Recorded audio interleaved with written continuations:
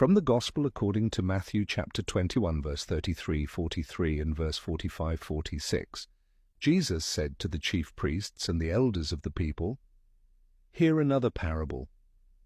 There was a landowner who planted a vineyard, put a hedge around it, dug a winepress in it, and built a tower. Then he leased it to tenants and went on a journey. When vintage time drew near, he sent his servants to the tenants to obtain his produce.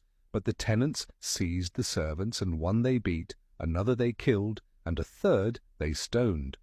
Again he sent other servants, more numerous than the first ones, but they treated them in the same way. Finally, he sent his son to them, thinking, 'They will respect my son.' But when the tenants saw the son, they said to one another, 'This is the heir. Come, let us kill him and acquire his inheritance.'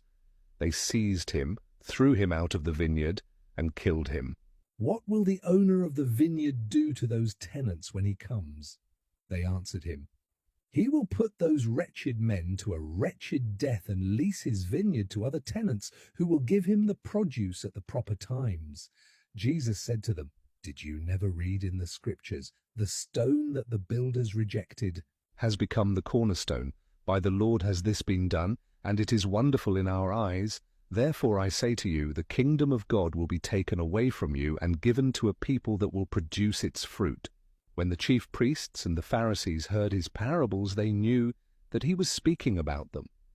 And although they were attempting to arrest him, they feared the crowds, for they regarded him as a prophet. This parable is a powerful indictment of those who reject God's messengers, especially the leaders of Israel.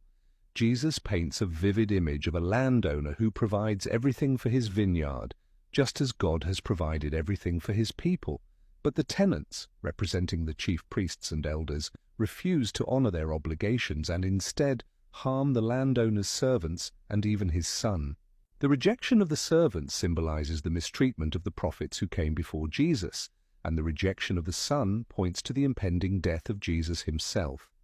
The parable warns that those who reject God's invitation and refuse to bear fruit for his kingdom will face judgment, and the kingdom will be given to others who will be faithful. Jesus ends with a reference to Psalm 118, declaring that the stone the builders rejected has become the cornerstone.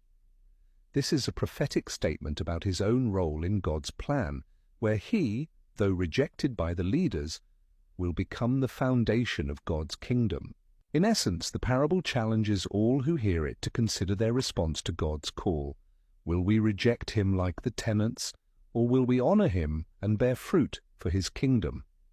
The parable invites a deep reflection on faithfulness and the responsibility that comes with the blessings and opportunities God provides.